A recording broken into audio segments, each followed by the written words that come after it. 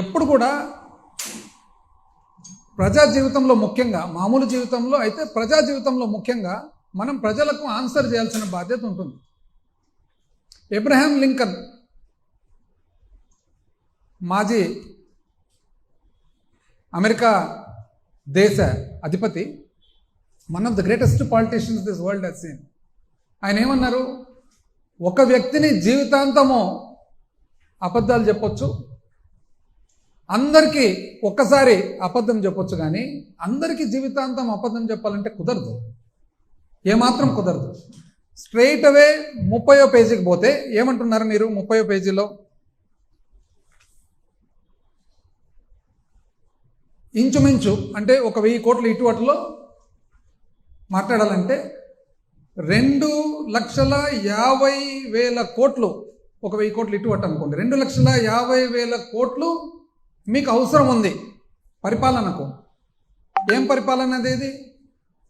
సహజమైన మామూలు పరిపాలన అంటే మీ స్కీములు ఇంకోటి ఏమి లేకుండా ఓన్లీ జీతాలు, పెన్షన్లు, అప్పు కట్టడము, వెల్ఫేర్ పెన్షన్స్, విద్యుత్తుకు సంబంధించిన సబ్సిడీ, పీడిఎస్ మన రైస్కు సంబంధించిన subsidy, minimum Aarogyasri, diet, MDM, Anganwadi, central assisted state plan, programmes and administration మాత్రమే.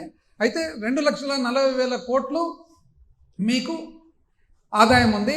10,000 కోట్లు అసలు ఈ మామూలు కేవలం జీతాలు, భత్యాలు, అప్పు అండ్ మన వెల్ఫేర్ పెన్షన్స్కు సంబంధించిన పరిపాలనకే 10,000 కోట్ల అప్పు ఉంది, తక్కువ అవుతుంది.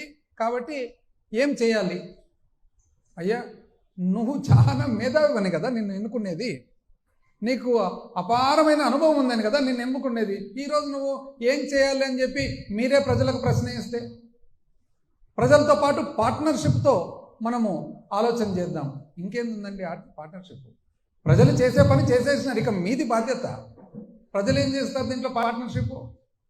ప్రజలు వెయిట్ చేస్తున్నారు, వేచి అసలు ఎప్పుడెప్పుడు మీరు ప్రతి ఒక్క ఇంట్లో ఉండే ప్రతి పిల్లలకు అమ్మఒడిస్తారు, ఎప్పుడెప్పుడు 18 ఏళ్ళు నిండంగానే మహిళలకు మీరు నెలకు 1,500 ఇస్తారు, ఎప్పుడెప్పుడు 60 సంవత్సరాల ముందే 50 సంవత్సరాలకే మీరు 4,000 రూపాయలు పెన్షన్ ఇస్తారు, ఎప్పుడెప్పుడు మీరు రైతు భరోసా 20,000 రూపాయలు సంవత్సరానికి ఇస్తారు, ఎప్పుడెప్పుడు మీరు మన అన్ఎంప్లాయిడ్ యూత్కి అంతా కూడా, నిరుద్యోగులకు అందరికి కూడా మీరు నెల నెల డబ్బులు ఇస్తారని చెప్పి అసలు కాసుకొని ఉన్నారు అందరూ.